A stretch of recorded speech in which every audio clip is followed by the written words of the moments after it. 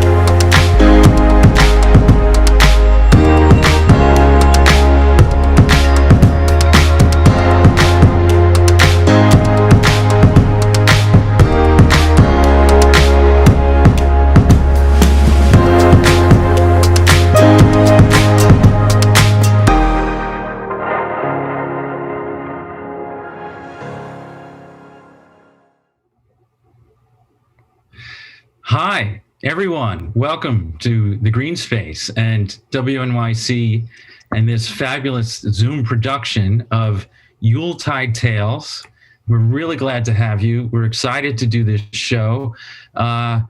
I've done a lot of research into the origins of Yuletide and what it means, which means I didn't even see one website. I saw the screen preview for a website, and it said Yuletide has to do with the Germanic peoples. So we have no Germanic people on this show. Our performers have roots in Ireland, Scotland, China, Canada, and Adam Wade is from New Hampshire. But our performers will all be telling personal stories, and of course, we are all experts in our own lives, one would hope. We will see. So here we all are. Here's Andy and Adam and Angel and Ophira, and we're like we're across the other platform of the subway station. We're waving at you, if you remember subway stations. No, Angel says no. Lucky. So I thought we'd have like a little chat and answer. I just want to pose a question to you guys. What is your favorite holiday movie and why? Adam, why don't you take it first?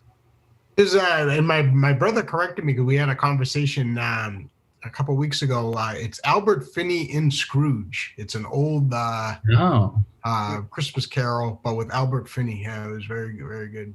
There was a big thing. He says, "No, it is not convenient." That's my best Albert Finney ever. Good one. Yeah, thank you. That's a good one. That's a good No, one. it is not convenient to take the day off. Yeah, so. Yeah.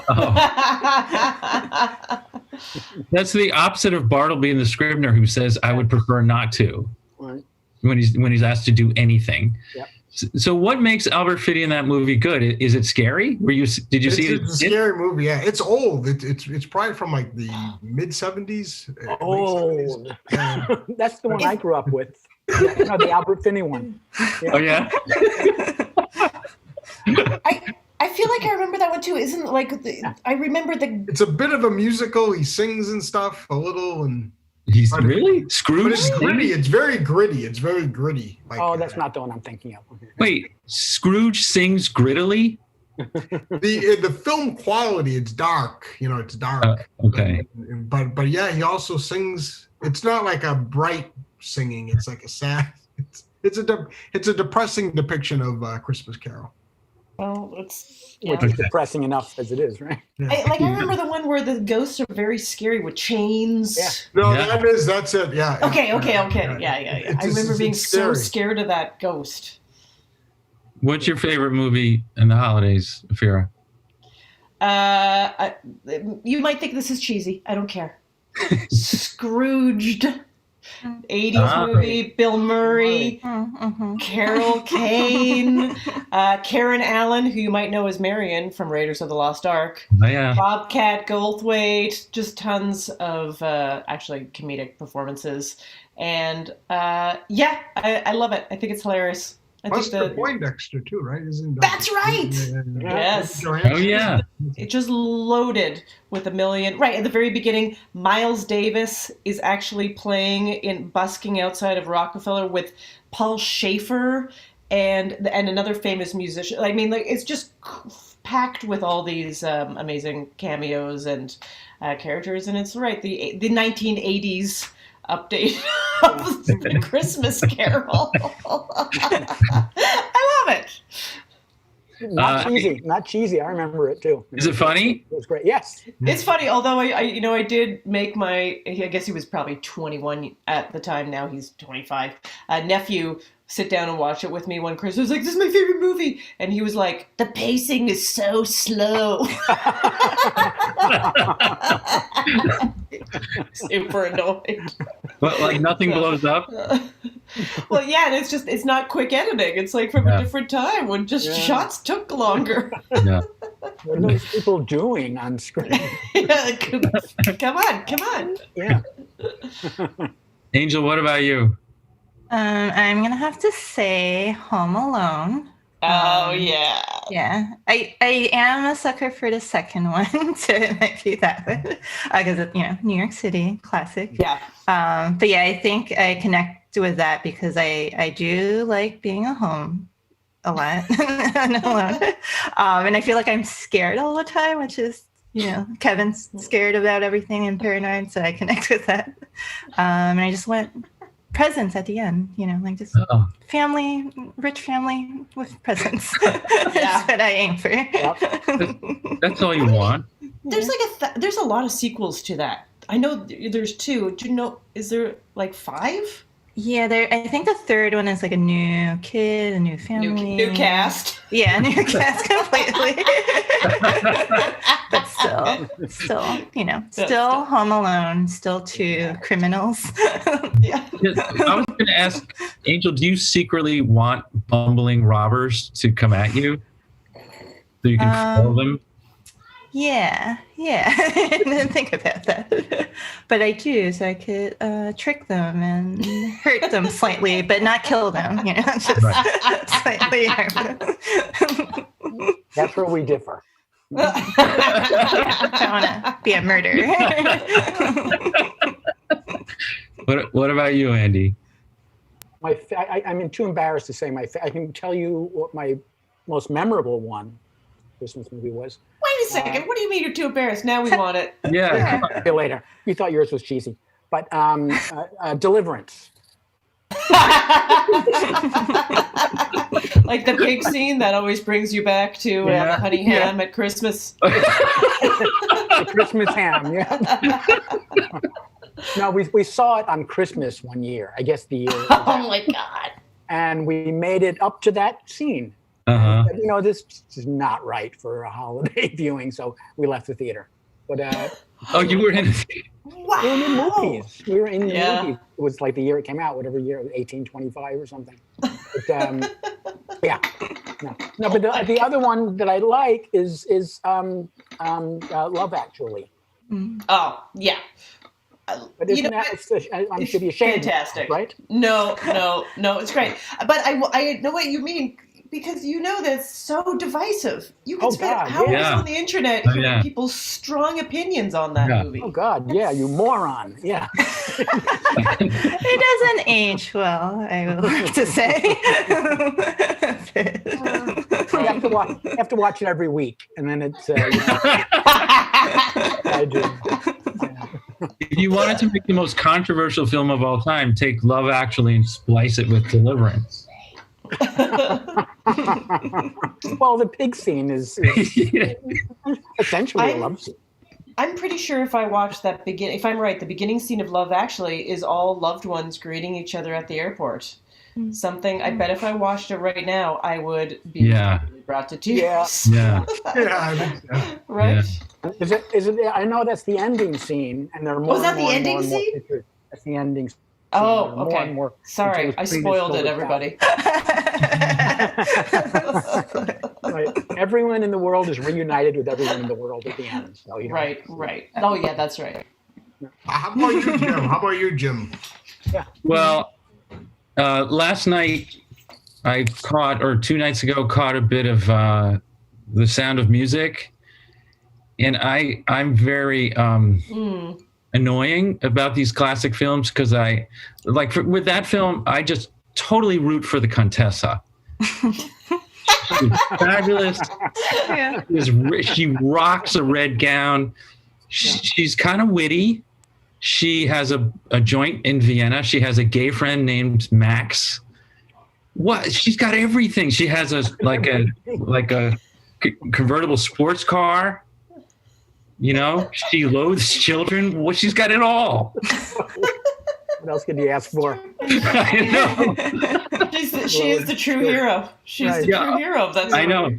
So every time I watch that movie, my heart is broken. Oh. For the Contessa. Such a softie. Right. Yeah. Such a softie. All right. Well, we have an actual show. I just somehow reminded myself. Oh. So let's get to it. We have these wonderful 4 storytellers. The first one is Adam Wade. Adam has a comedy and storytelling album called You Ought to Know Adam Wade. And I was there when he taped it at the Magnetic Theater, and it is just so hilarious. and it's got heart, and it's moving. He just somehow combines all of these elements into one record. It's amazing. It's number one Audible and Amazon bestseller. But I hear the audience saying, well, Jim, that's just not enough. I need more credentials for Adam. Well, okay. Adam is a 20-time Moth StorySLAM winner.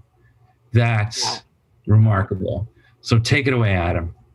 All right, and I think I'm excited. Thank you for that intro.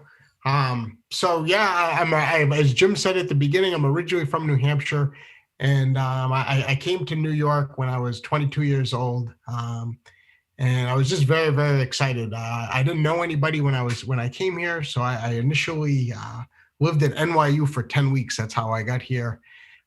And I got to live in the dorms. And my biggest break, I've been here 22 years, I must say, is I got a job at Virgil's Barbecue. It was my first job. And it was very exciting. And they took me in, they adopted me, and they helped me get housing in Fairview, New Jersey. So I had permanent housing. I was here to stay. And it was in a basement apartment at the bottom of a hill next to a cemetery. So I was it was a lot more positive than I'm making it out to be. So I was there, and I was lucky enough after the summer going into like early November, I got a job. It was a temp job at the Associated Press back when it was at 30 Rockefeller Center. And it was a thrill just to get to work where, they were putting up the tree. And it was a temp job. And what it was they would always hire college kids for the holidays as temps, so you could work when everybody would be celebrating the holidays. And for me, I for 22 years, I was with my family. So I didn't miss a holiday, and this was going to be my first one, but I was going to be at the Associated Press right next to the Christmas tree. So I got through Thanksgiving and I was fine. I missed my family a little bit, but as Christmas came, the Christmas season came, it became very, very difficult for me. And I remember going into work, taking the bus into Port Authority on Christmas Eve night and walking up 6th Avenue and just seeing everybody all dressed up going to their Christmas parties. And I was like, oh, this is going to be a tough one. And I got into work, and usually it's packed and there was nobody in there. There's like 5 people in this huge, huge newsroom.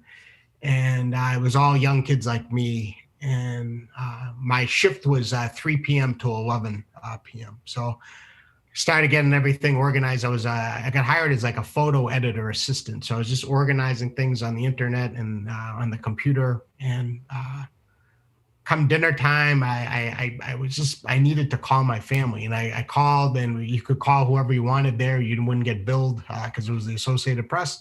Not sure if you're supposed to do that, but I did it. I called home, and I called my Aunt Dee Dee and my Uncle George. That's where we always celebrated our Christmas. So we're there, and they're eating, they're passing the phone around, and I just, my 3 favorite things my Aunt Dee Dee would make, it was scalloped potatoes, the ham, and then the gingerbread for dessert. And they're like, it's here, it smells so good, and my mind is just going, and like I called specifically to be comforted, and when I got off the phone, I did not feel comforted at all. So I wanted to eat. It was dinner time, so I called a bunch of restaurants for delivery, and the only place I could get a hold of was the TGI Fridays on 48th Street and 5th Ave, and I ordered a chicken finger dinner with chicken fingers, French fries, and coleslaw. And they said an hour and a half. It was going to be an hour and a half wait. So I was like, all right. So I waited. Finally, they called up. I went downstairs. There was this little delivery guy. And he was just like a very small man. He had little small hands, and he was holding this big bag. And he's like $14.80. And I go, oh, thank you. And this guy's working. I'm working. I feel like I'm very connected to this guy. So I gave him a $20 bill, and I said, pal, you keep the change. And I felt like such a big deal because I was tipping. I'm not usually a big tipper, folks. So this was a big deal. And he lit up like, wow, like wow, this guy was. So I grabbed my food. I went upstairs, and now I'm starving. I open up the bag. I don't know if it was the little guy that ate him or what, but there was three for an hour and a half wait. There's 3 chicken tenders. There's about 7 French fries. And I don't know, for some reason they gave me like a quart of coleslaw. I usually they just put you like a little later. It was literally, I mean, Jim likes the New York Giants. You could have fed the whole New York Giants team with coleslaw. I like coleslaw, but not a quart. So I mean, I'm eating, and things aren't good. And I look over and I see Amy. Amy's working with me. She was this French girl. She's from Paris, France. And a very pretty girl with a little Dutch boy haircut, and she's starting to get ready to leave, and she's leaving her shift. And her father is like a famous film producer, and he lived on the Upper East Side. They were gonna have this big bash, so I was not invited. I want to be clear, I was not invited, but I kept saying, Joyeux Noël, ça va? I'm really trying to overly engage her in hopes that she would ask me. I don't even know if I would have gone, but if she would have just said, Adam, if you're interested, why don't you come by, stop by after work. She did not. So she left, and that hope, that little glimmer, it was extinguished. And so then I just sat there.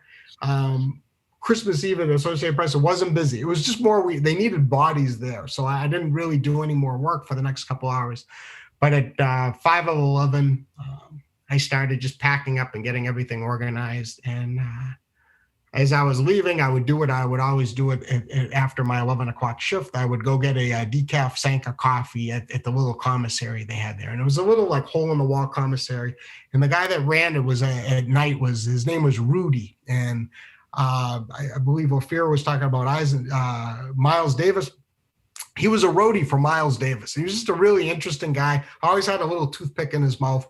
And so I sat down for my coffee, and he started, just boiling it. And then he put the Sanka packet in for me, and he stirred it. He made it the way I like it, 1 sugar.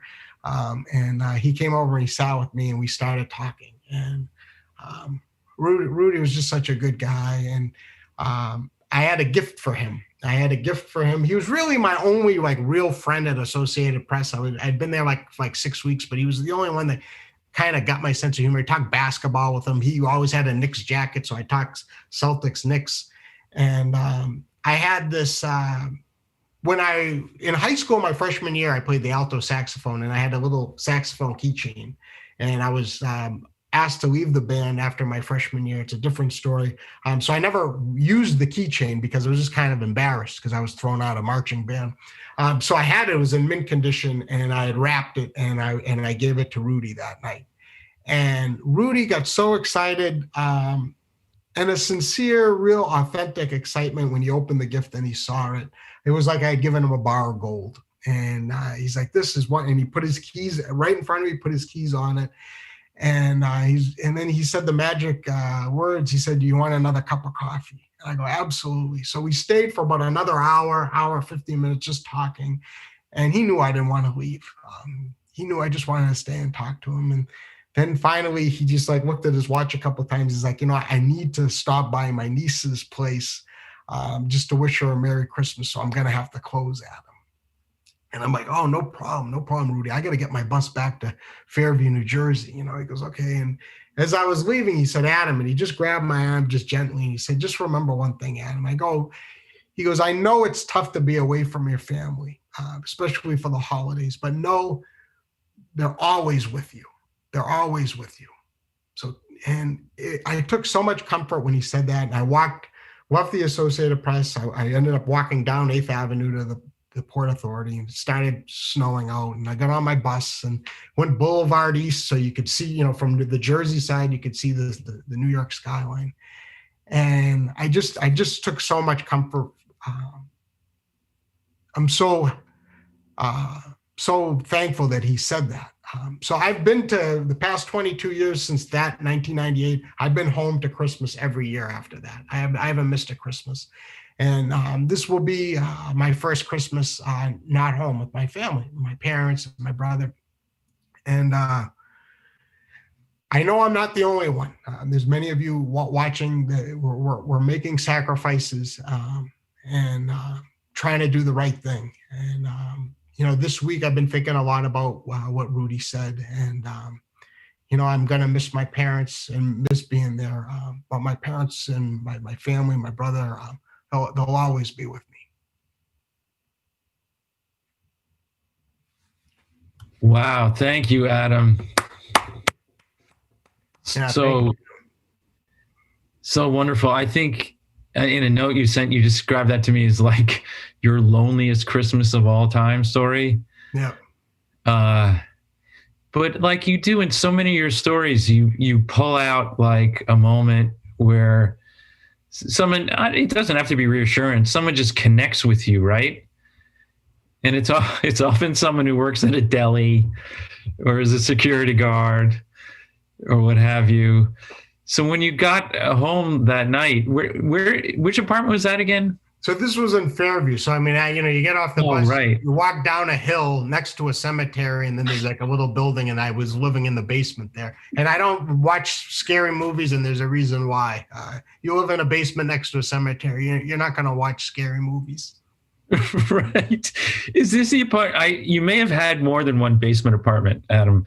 Is this the one where you would sometimes look through your window at the sidewalk and someone would be walking a dog and the dog would Yeah. The dog, you walk out, you see people's feet, and then and dogs crapping. So when I first got my first apartment above ground, you don't know. When you live 8.5 years in basements and then you live above ground, it's let's just say you keep the shades open and you're looking around, you want the sun in here, Yeah.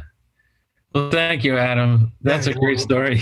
Thanks for having me, Jim. Yeah, of course. And Virgil's Barbecue. You have other great stories about Virgil's Barbecue. Yeah, the best. And I forgot to say that for those of you out there watching this on Facebook or YouTube, and you have access to a comment section, if you're listening to one of these stories and you have a question or a comment, throw it in there, and the producers will put it here where I can see it, and I can ask it of our storytellers. We'd have one note so far from Jersey Biscuit, who can I just name her? Tracy Rowland, who's a great storyteller in her own right. And she says about Love Actually, she says, Andy, that scene with the people in the airport, it's the beginning and the end. And the end. Yes. Yeah.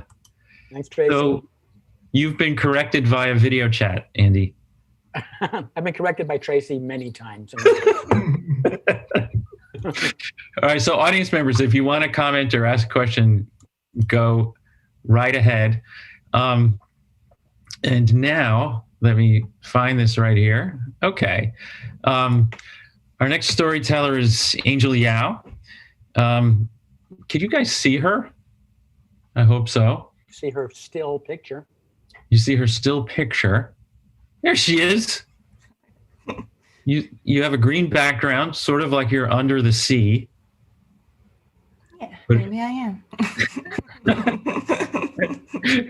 You said you were in Queens earlier. Maybe Queens has been swallowed up by the ocean. It is 2020. These things happen. So Angel is a comedic storyteller, sketch performer, and filmmaker based in Queens. You may have seen her at the Upright Citizens Brigade Theater or from her popular stop motion film, The Artist Inside Me. And one of our producers watched this apparently and sent me a note that says, she's a pretty good animator. Tell your wife, tell your friends, tell your kids. So that's a major endorsement for you, Angel. Yeah, thank you. And thank you so much for doing this. Let's hear your Yuletide tale. So I find this a constant struggle for me throughout childhood and even as an adult. The struggle is whenever someone asks, what do you want? I cry, I scream, I panic. What do I want? So to give you a background, my dad's from Guangdong and my mom's from Hong Kong, and I'm from Queens. And both of my parents have numerous stories about, how they started working and cooking before they could walk, and how they shared like a tiny grain of rice with all their siblings. and how happiness is just a construct of the abstract. So for me, growing up, we did have to stretch the penny pretty long. We weren't helpless, but we would be the type of family that would, water down the soap and fruit juices and water, just making everything last a little bit longer. And we're also an atheist immigrant family. So let's just say that I knew from the beginning there was no Santa Claus. My parents made sure that I knew where things came from. My dad would be like, this book I am giving you right now came from my freelance construction work that I did at a children's bookstore. I obtained several so I can give you, my daughter, one every other day and not actually buy something for you every day.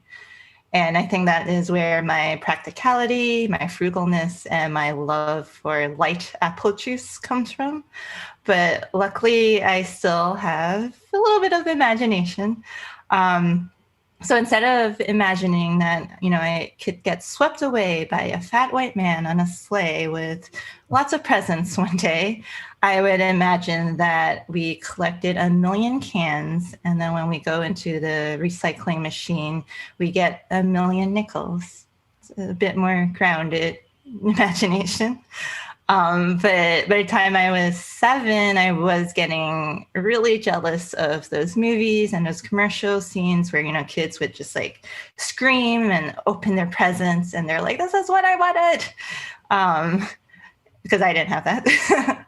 And, but my mom did enjoy Christmas decorations. So we did have like a little plastic Christmas tree in a corner. So it wasn't a complete like dark and cold household. But there were no surprises in the Yao household. So usually sometime before December 25th, my parents would be like, here we are, Toys R Us, pick whatever you want, under $25. And then they're like, what do you want? And then I'm like, what do I want? I have to make a choice. I have to pick something that I desire that has no practical use other than what I want. So usually I would, like go straight to the Barbie aisle, but then I'm like, okay, let me defy expectations. And then I would wander into the Lego aisle, and then I'm like remembering how I could only make walls or a coaster with Legos. That's all I can do. And then sometimes I would be like at board games, but I really didn't have any friends, and playing one-person Twister sounds a little bit challenging.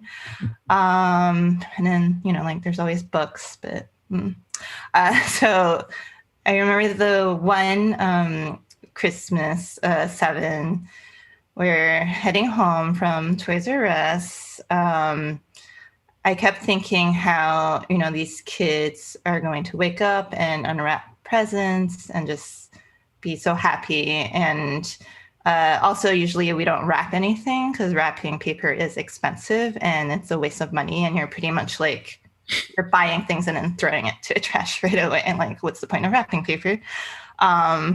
And I'm holding my toy. I decided to get a Barbie, a hair color changing Barbie. She's a kindergarten teacher and a gymnast, but she's also an accountant, and she's a game show winner.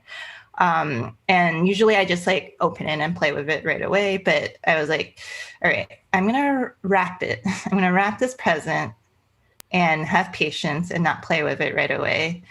So I did that. I got home, I got some newspaper and wrapped it and put it under the tree. And then I looked at it, I was like, okay, there's one present on our tree. That's not quite what, the scenic like things look in movies and commercials. So then I remember earlier, my parents got me like a new winter hat and scarf set. And I was like, this is like a gift. So I wrapped that. And then I got like some books from my aunt. And then I wrapped that. And then I'm like, I think Christmas cards are like gifts, right? So I started wrapping Christmas cards.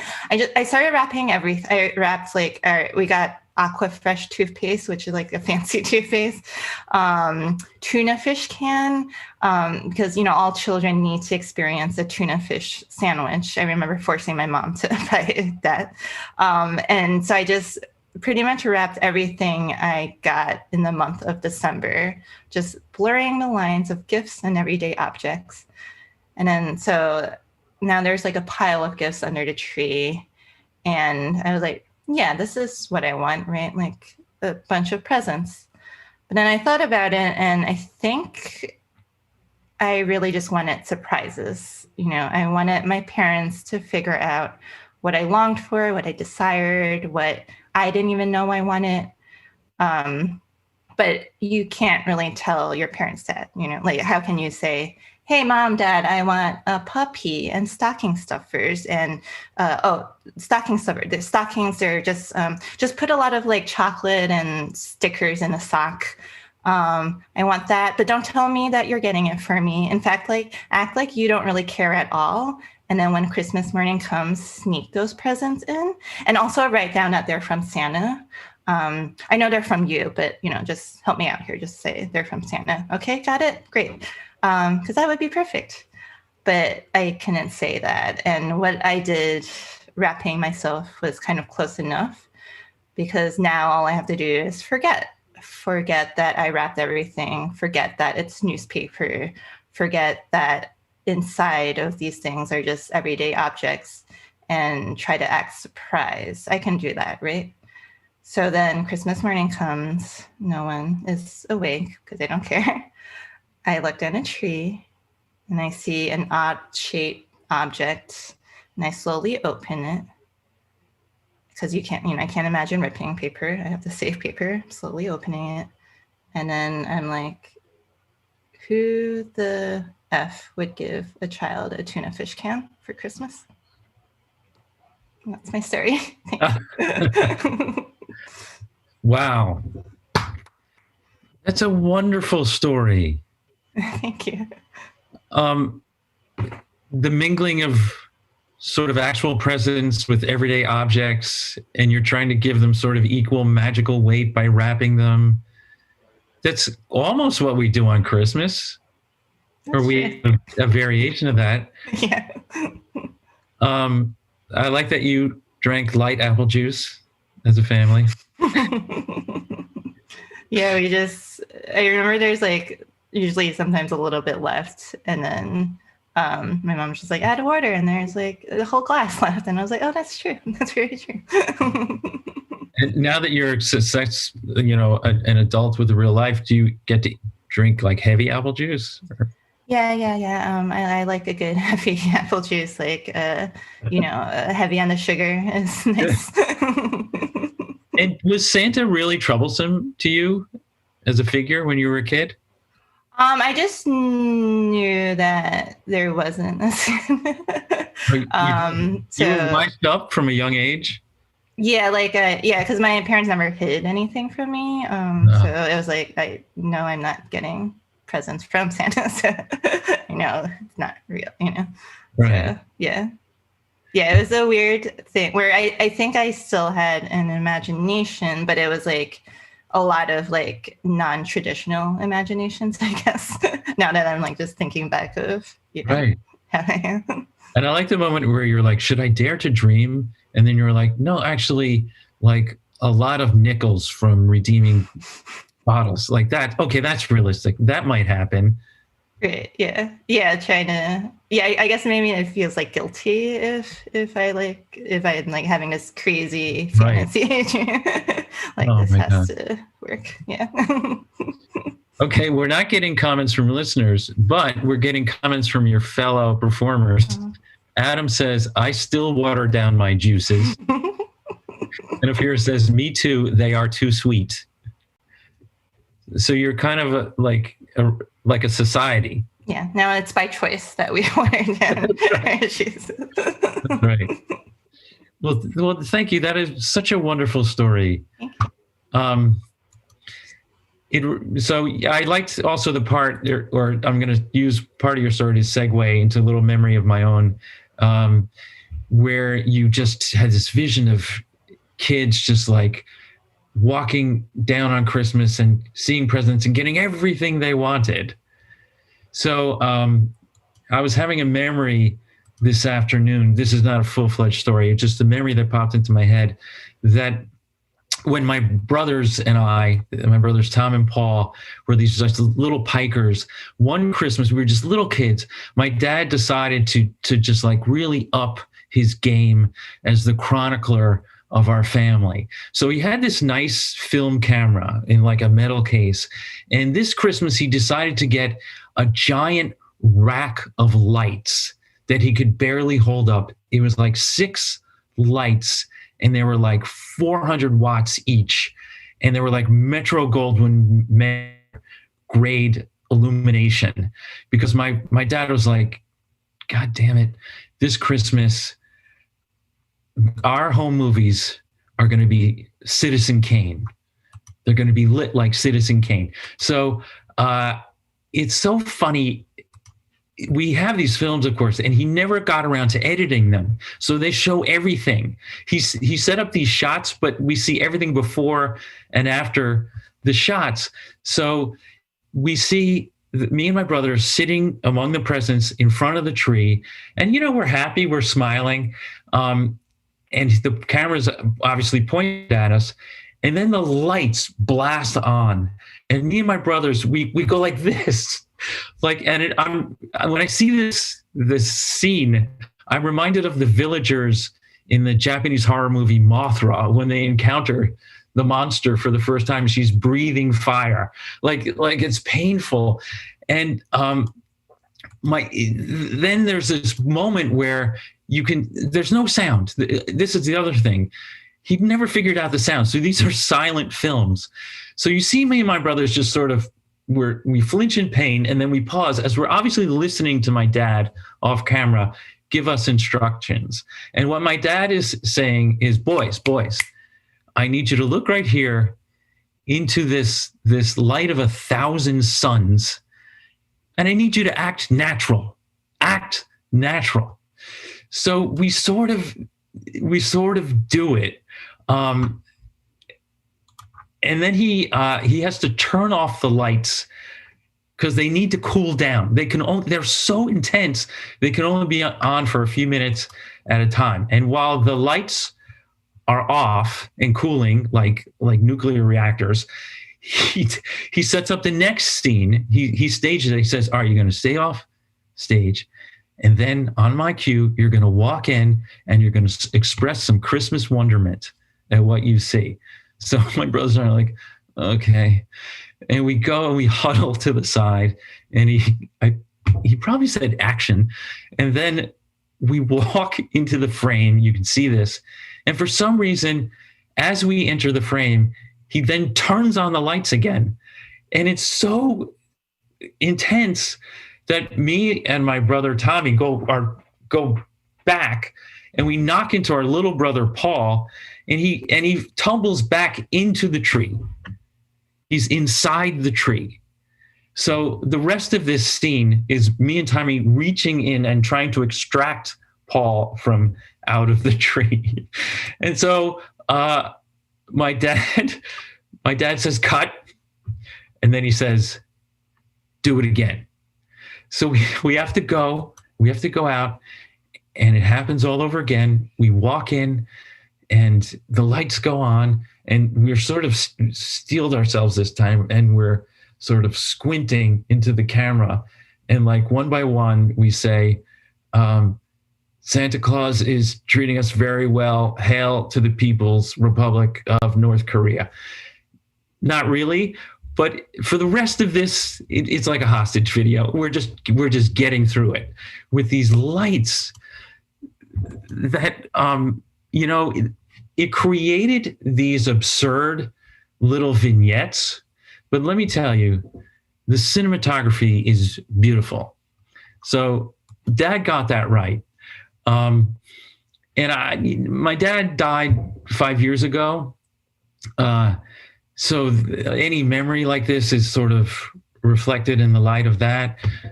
And my mom would say about my dad, he and my mom were married for decades. So that was an incredibly fulfilling part of his life. But she would say that the most fulfilling part of his life was being a father to 3 boys, especially 3 little boys. He just loved that more than anything he had ever done. And he loved it so much, he literally tried to make us film stars. That was my dad. That was my dad on that one Christmas. And that's one of my holiday memories. So before we go on to Andy, our next storyteller, I have a little business to go through. This show, I'll remind you, is called Yuletide Tales. And as you may know, it's coming to you from the Green Space and WNYC, as you may know. Those are both publicly supported media. So we rely on your support to continue bringing these kinds of programs to life, to you through Zoom for the time being. So as we say in the pitch business of public radio, if you have the means and you want to help us keep our programs live and on the air, donating is really actually quite easy. It's as easy as sending a text. Just pull out your phone. Right? Here's my phone. Wait, what are you doing now? Okay, pull out your phone and text LIVE to the number 70101. So text the word live to 70101. Thank you very much for doing that and your support. This is the thing, whenever I go on the air and I pitch for WNYC, the key concept to me is independence. Your contributions keep us independent, and you literally keep us on the air and accessible to all. Thank you very much. So now, Andy Christie. Before I introduce him, one thing I want to say, Andy conceived, produced, and directed this storytelling show in New York for how long? 12 years? 12 years, yeah. It is legendary. It's called The Liar Show, where 4 people tell stories. 3 of them are true. 1 is a lie. And the audience tries through a Q&A afterwards to catch the liar. I've never saw that show do anything but delight its audiences. My niece, Catherine, went to it many times, and she has texted me, and she said, as a matter of fact, she liked it so much that she put on a liar show, so to speak, for our family. Sorry, Andy. My lawyers will be in touch. Yeah. That's great. Wow. Catherine, lawyer up. She texted me that don't tell Andy that our liar show is better than his. So among other accomplishments, Andy's stories have appeared in the New York Times, Thomas Beller's Lost and Found, Stories from New York, in the Moth book. That's the Moth live storytelling show, puts out books that collect the best stories. Andy is in one of them, and he's been on the Moth Radio Hour. Andy's illustrated humor book, I Wasn't Kidding, was published in the United States and the United Kingdom, and he noted that consequently, his work can be found on out-of-print shelves spanning 2 continents. Wow, Andy, way to end your intro with uplift. It's all about confidence. So, all right, Andy Christie, everybody. Thanks, Jim. Hi. One Christmas Eve, a long time ago, when I was about 8 and my brother Artie was about 12, we are in Dad's place in Manhattan on 14th Street, and he's giving us our Christmas presents. And they are just freakishly unequal. I can tell before we open anything that I'm getting burned, and the difference in just sheer scale has me a little bit weepy. I'm sitting there with a sort of this traditional little wrapped green and red package with a bow on it on my lap, watching my brother Artie, who literally has to walk around his present. It is like someone threw a Santa tarp over a pile of puppies or a pony or something. It's one of those just formless, shapeless gifts that I love, that sort of says that no mere simple geometry could describe the wonders that are inside this thing. And when he tears it open, it is a 30 or 40 gallon fish tank, you know, an aquarium with all the stuff, with the rainbow gravel, with the little skin diver, with the bubbles that comes out, and the treasure chest, the fake seaweed, filters, the tubes, the hoses, everything but the fish. I get a book. I unwrap it, and it is a kind of a scuffed up hardcover. It looks like a textbook, but I opened it anyway. Andy, could I interrupt you for a second? Your mic seems to have fallen away from your mouth. Oh, okay. Yes. Yeah, now we'll hear you better again. Okay, sorry.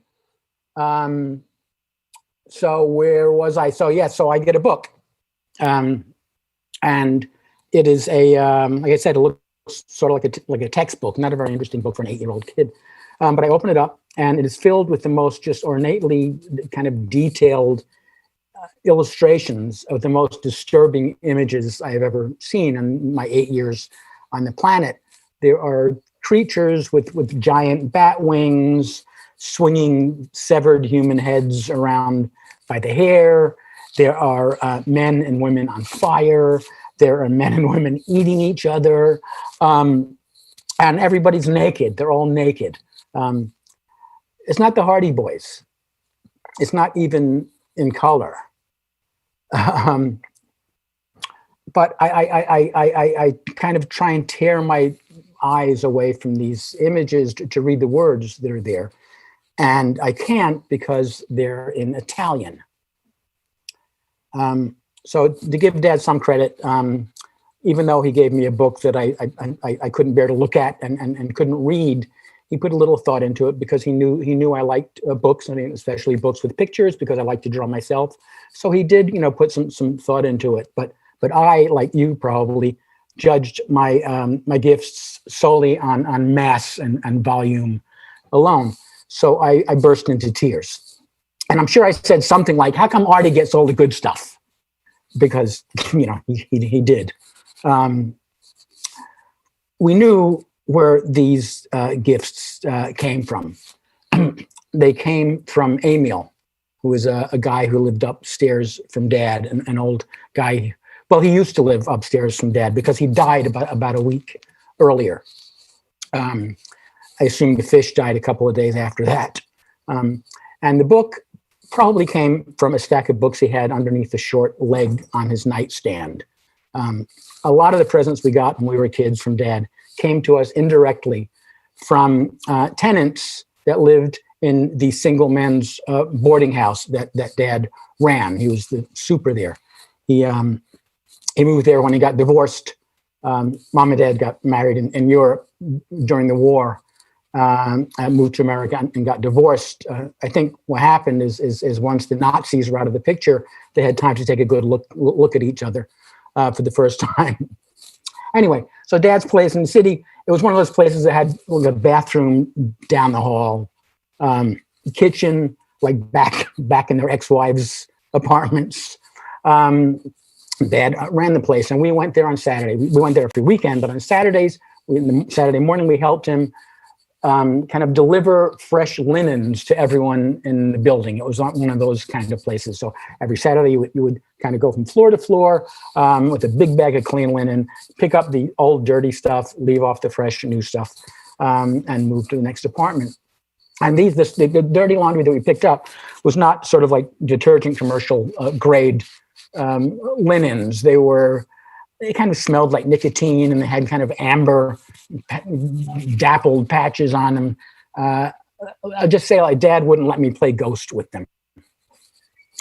So every once in a while, we would knock on a door and nobody would answer, and Dad would try again, knock again, nobody would answer. Then he would pull out his master key, open the door, let himself in, and we would find somebody dead. Not like shot in the head or hanging from a steam pipe, but just kind of worn all the way down to nothing. And Dad would kind of stop us at the door, hold out his arms like a school crossing guard.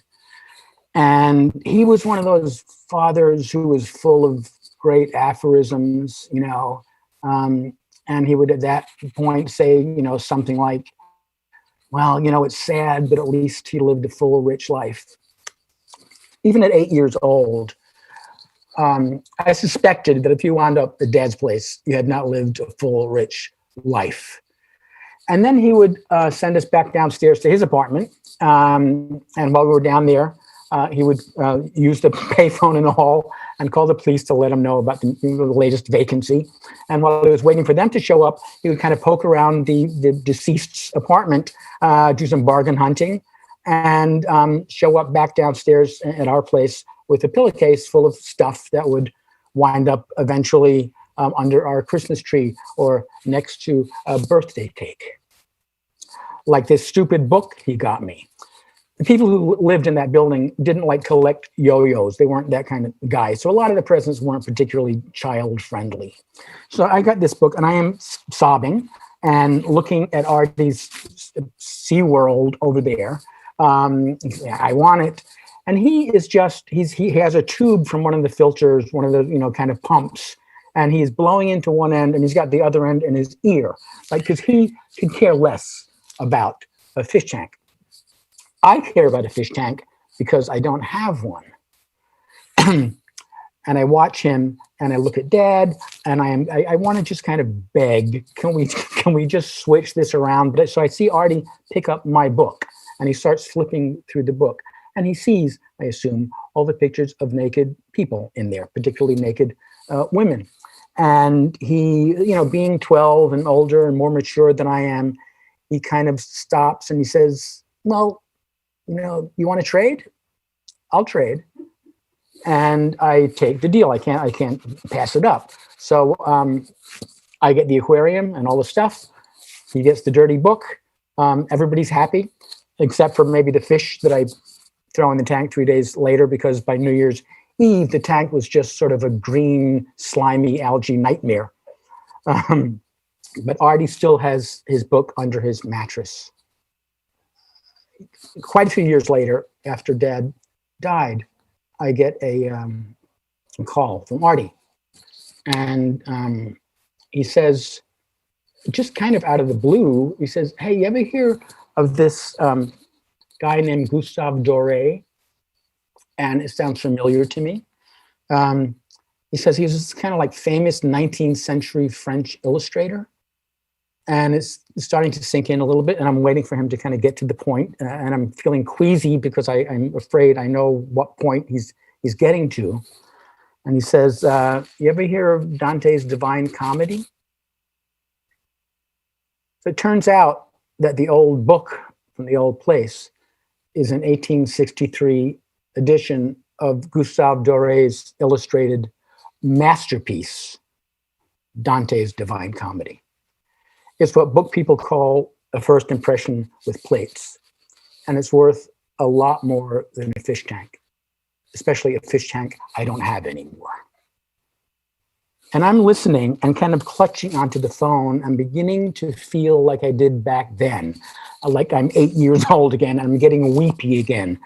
And I think, but that's my book. But I know that I'm not anymore. And tears aren't going to solve it anymore. I know that I'm too old for that, but I also know that patience will. Because to quote another one of Dad's favorite little aphorisms, nobody lives forever. And my brother is older than I am. Thanks. Merry Christmas. Oh, yeah.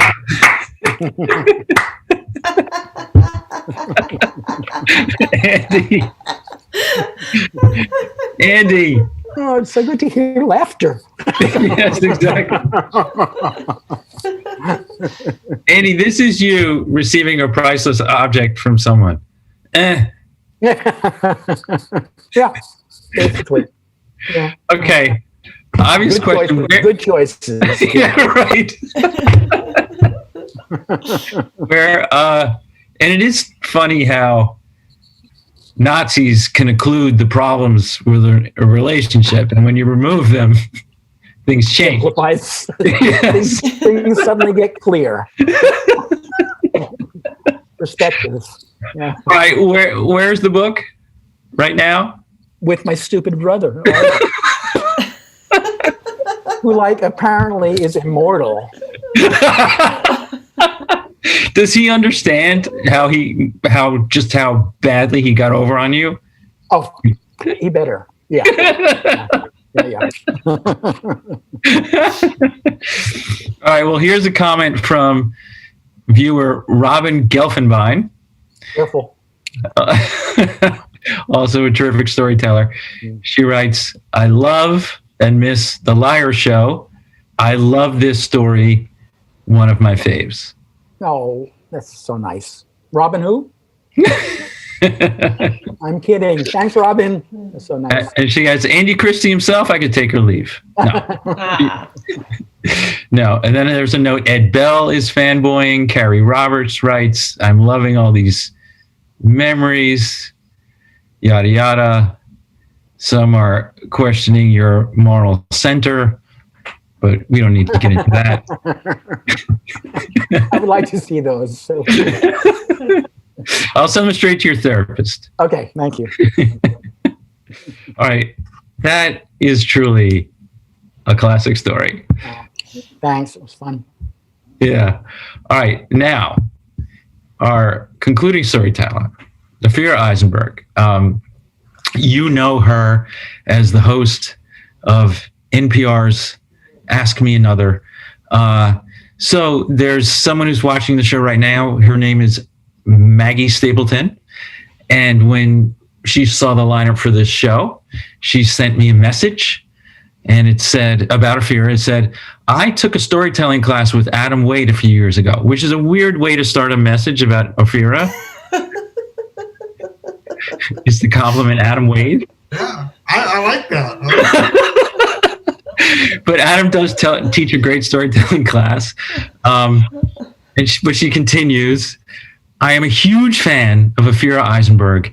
In fact, when I used to work for an FM radio station in Seattle, I went to a public radio conference the year that Ask Me Another was just getting started, and they did a live demo at a morning session. Oh my God! Yes. Yes. And to show you, to prove that she's not making that up, can we put up the picture of the button she got by going to this live demo? This might not be. Look, this is 2020. We can't have all the technology. Okay, so I actually have it on my phone. Let me see. It's blurry. Okay. Oh yeah. But right, that's your original logo. Yeah. So she was there, Ophira. So that was, I'm glad. I hope it's a nice memory for her, because I remember that, trying to be funny at a public radio conference, sort of trying to sell a show. I think it was 8 a.m. was it was hard. It was hard. I remember leaving that being like, there's more of this day left. Way too much. And the show has been on the air how many years? 8 years. 8 years. Yeah. So that was a hell of a demo. I don't know. Somehow we lucked out. And now try finding this on eBay for less than $1,000. Well, I can hook you up, because I think we have about 5,000 to 10,000 of them. Okay. Give them to me. We'll throttle the market to raise the value of Maggie's one button. And the last thing she writes, Maggie says, I listen every week. Oh, thank you. Maggie, that means so much. This is for you, the great Ophira Eisenberg. Oh, thanks.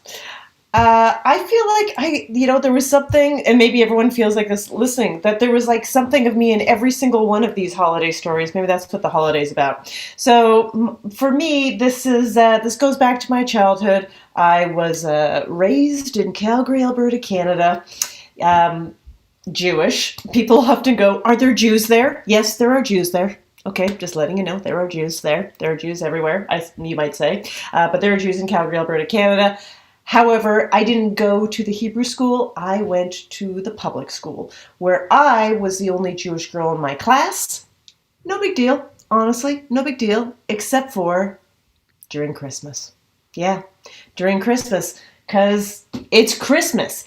The way that every kid in my class just got so excited and started talking about it. Talking about candy canes and Christmas carols and hot chocolate with little marshmallows in it and putting up the lights and the Christmas tree and the decorations and the art we did. We're making decorations for a Christmas tree. And of course, the most important thing, Santa Claus. Santa Claus. Santa Claus, and they would regale times in the past. Santa brought me a train last Christmas. Santa brought me my favorite doll last Christmas. This whole thing. Santa brought you what you wanted. Oh my goodness. I liked the whole Christmas thing. Of course, I was infatuated with it because we didn't celebrate anything like that. Hanukkah. And just so you know, Hanukkah, great holiday. Fantastic holiday. Nothing wrong with it. Important story. Great history, the miracle of the oil. Fantastic. What a wonderful story. Is Hanukkah as fun as Christmas? Well, anyone who says that says, oh, they are just as fun as each other. No, that's like saying apple juice is just as fun as rum. No. One's fun. And I add water to both of them, to be clear.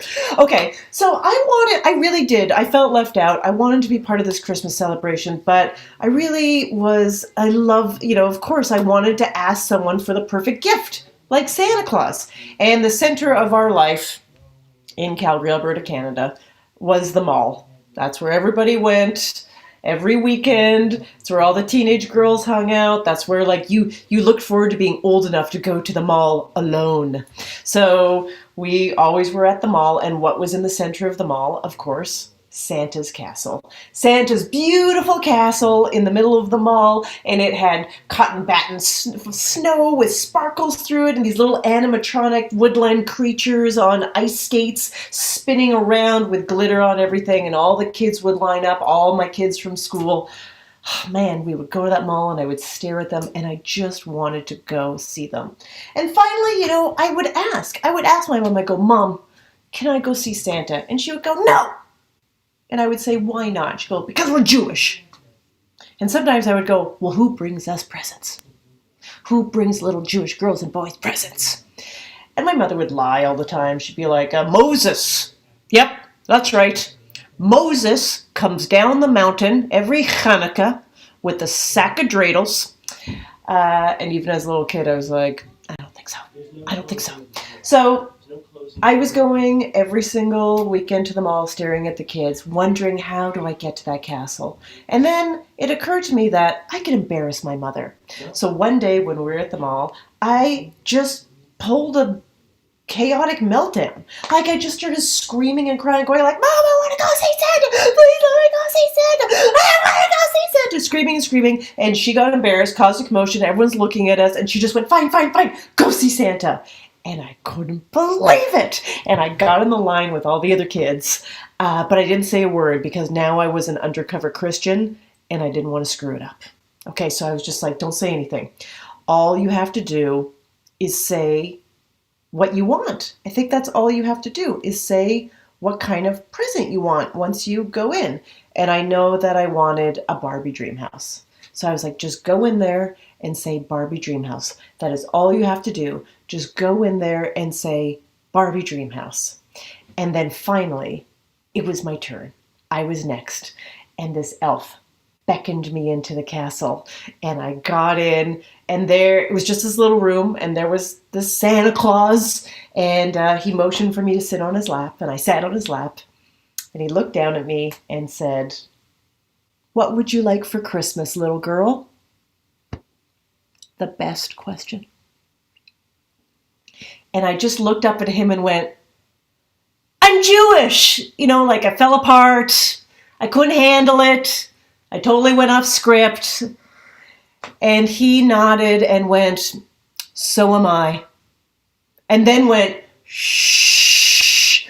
But of course I couldn't handle it. What? And I just started saying louder and louder and louder, Santa's Jewish, Santa's Jewish, Santa's Jewish, Santa's Jewish. And let me tell you, kids started crying, and this mean elf came out of nowhere and pushed me out of the castle. There was all this chaos. I heard an elf on a walkie-talkie going, code red, Jew on a lap, code red, Jew on a lap.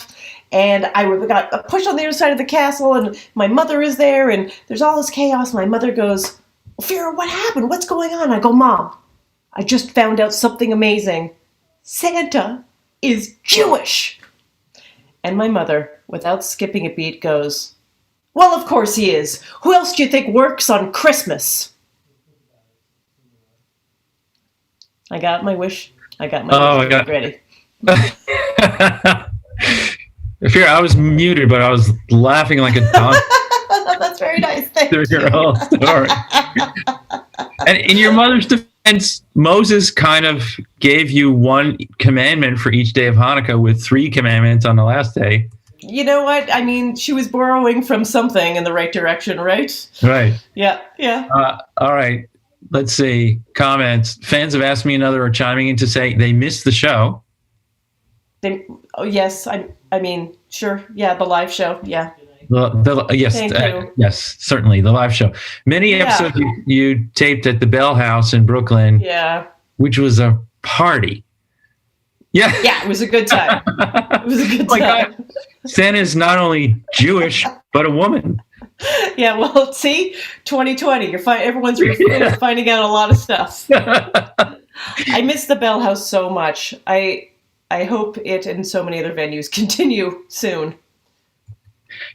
Richard Cardillo, who's also a storyteller, says hearing that. Right, he said hearing that you tell that story somewhere else made me want to be a storyteller. Oh, that's so nice. He is fantastic storyteller. Yeah, one of the best. Unbelievable stories. That Wealth has a amazing life to talk about. Oh yeah. Well, okay. Can we unmute and bring up the video for everyone in the show now so we can sign off? Like the final shots of Saturday Night Live. Here we are. By the way, Angel, if anyone wanted to wrap up tuna fish for me for Christmas, I would be so happy. Yes, right. I would be like, finally, someone got me something I like.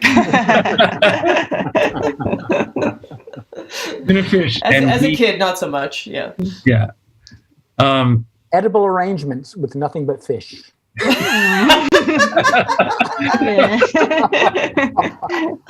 business idea. You got to get it there really quick. So did we all learn something tonight from our holiday stories? Yeah, go ahead. I learned how to do group chat. Yes. I learned that the most important thing is, of course, presents.